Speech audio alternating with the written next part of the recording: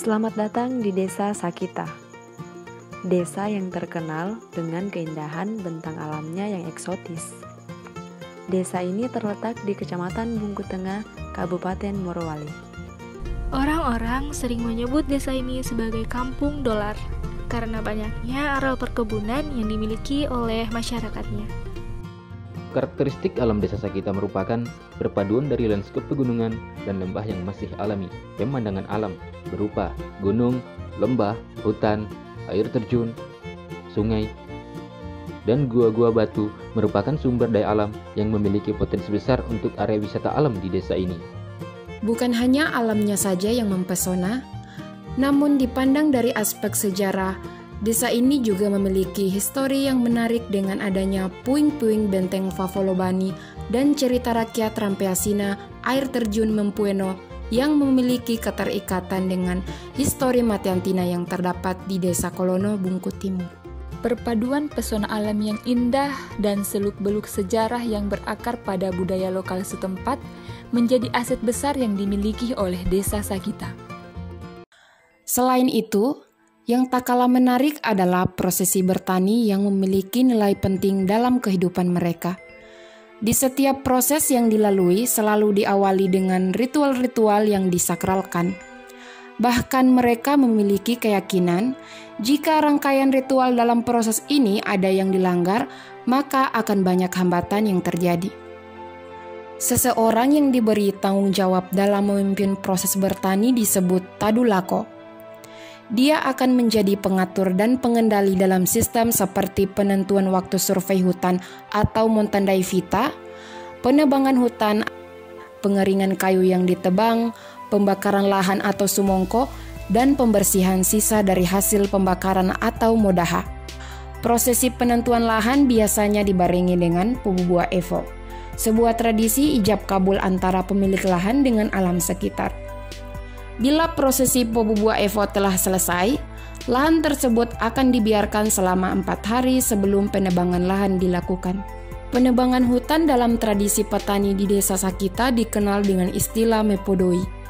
Sama halnya dengan penentuan lahan, dalam prosesi ini juga dilakukan ritual sebelum penebangan berlangsung. Masyarakat sekitar menyebutnya dengan mempakabadi. Ritual ini biasanya dirangkaikan dengan pembacaan surat Yasin sebelum melakukan penebangan. Pengamatan terhadap tanda-tanda alam juga menjadi bagian yang tidak terpisahkan selama penebangan. Pertanda tersebut sering dikaitkan dengan pertanda baik atau buruk. Biasanya, tadulako akan memperhatikan kondisi alam sekitar sejak ia meninggalkan rumah menuju lokasi hutan yang akan ditebang. Jika terdengar kicau burung lebih dari sekali, berarti ada pertanda baik. Lahan tersebut cocok untuk digunakan sebagai ladang menanam padi. Pembukaan lahan baru biasanya dilakukan selama 2 hingga 3 bulan sampai tiba musim tanam. Sebelum penebangan, biasanya didahului dengan pemerasan rerumputan dan kayu-kayu kecil atau perdu yang berada di bawah pohon-pohon besar. Sebelum pembakaran, pemilik lahan akan membersihkan pinggiran lahan yang digarap. Semua batang dan ranting yang sudah kering, dedaunan, rerumputan yang telah mati, atau jenis apapun yang mudah terbakar akan dibersihkan. Waktu pembakaran lahan dilakukan secara gotong royong. Beberapa sanak saudara dari pemilik lahan biasanya akan turut membantu untuk mencegah agar api tidak menyebar di luar lahan yang akan digarap. Bila penyiapan lahan telah selesai, para petani segera bergegas menyongsong babak baru. Para petani akan disibukkan dengan penyiapan bibit atau benih padi yang akan ditanam.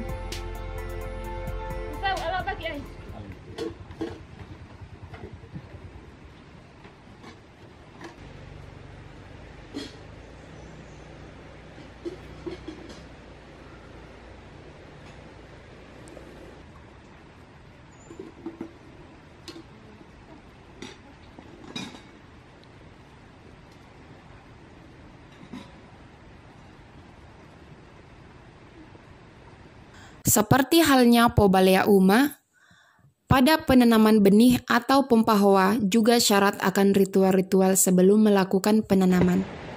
Metode Mempahoa dilakukan dengan membagi 2 tim. Tim yang pertama bertugas sebagai pembuat lubang menggunakan paho atau tugal yang berjalan sejajar dan beriringan. Sedangkan tim yang kedua bertugas sebagai penabur benih dalam lubang yang telah dibuat. Bagi masyarakat Desa Sakita, Mempahoa dilakukan dengan cara gotong royong. Seluruh keluarga pemilik lahan lain akan merasa terpanggil dengan sendirinya saat akan diadakan Mempahoa. Wah, mana sama maleng? Hambo kata pongka. Masau, pakat pongka. Ada tuh. Kali mau. Kali yang merantau no kalian. Oh. Enggak kami mah. Jika seluruh prosesi Mempahoa telah selesai, maka sisa menunggu benih-benih padi yang telah disemai tumbuh menjadi tanaman padi. Setelah acara Mempaho, biasanya akan diisi dengan pesta rakyat seperti mojai. Gerakan mojai mengikuti irama nyanyian pantun setiap peserta. Setiap orang saling berpegangan tangan satu sama lain hingga membentuk lingkaran dan berputar dengan langkah kaki yang teratur. Sapu tangan menyapu tangan, jatuh di tangan menyapu bunga, sayang-sayang cinta di tangan, lepas di tangan seorang punya. Cakep! Kulepas kuda di tanah rata, lepas penjua tali rantainya, lepaskan cinta tidak mengapa, 2 dan 3 ada gantinya. Asik! Api apa di Tanjung sana? Apinya orang membakar batu. Tuan siapa di ujung sana? Kami minta pantunnya 1. Ada ke? Ada sayang ada. Riang-riang kulit durian, anggurnya manis kurasa riang. Duduk-duduk menghampiri siang, aku menangis ingat janjian. Mantap! Adapun penggunaan pantun sebagai pengatur irama dalam gerakan mojai sebagai bentuk ekspresi dalam diri. Lewat pantun, seseorang dapat mengungkapkan keinginannya untuk menyampaikan maksud dan tujuannya.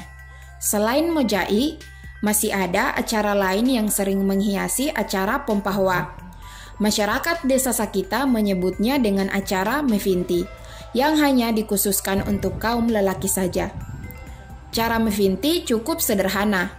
Setiap orang yang ingin mengikuti acara ini memilih masing-masing pasangan.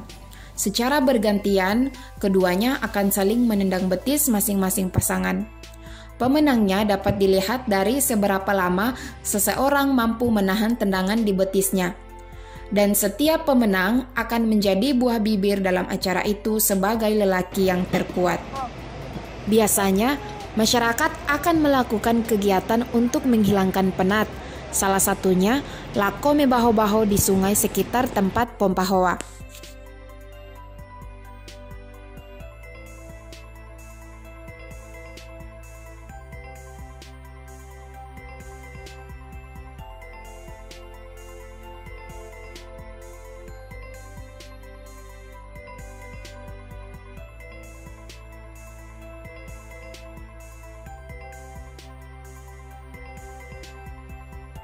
Nah, itulah prosesi bertani tradisional ala masyarakat Desa Sakita. Tradisional bukan berarti kampungan atau anti kemajuan, tetapi lebih dari itu, di dalamnya terdapat nilai-nilai keluhuran dan kearifan lokal yang harus dipertahankan keberadaannya di gempuran modernisasi dan perkembangan teknologi yang sangat pesat saat ini. Topen suamo, be, aripoda. Kearifan ini telah bersatu untuk membentuk budaya yang unik dan sudah tugas kita sebagai generasi saat ini untuk melestarikannya demi generasi ke depan.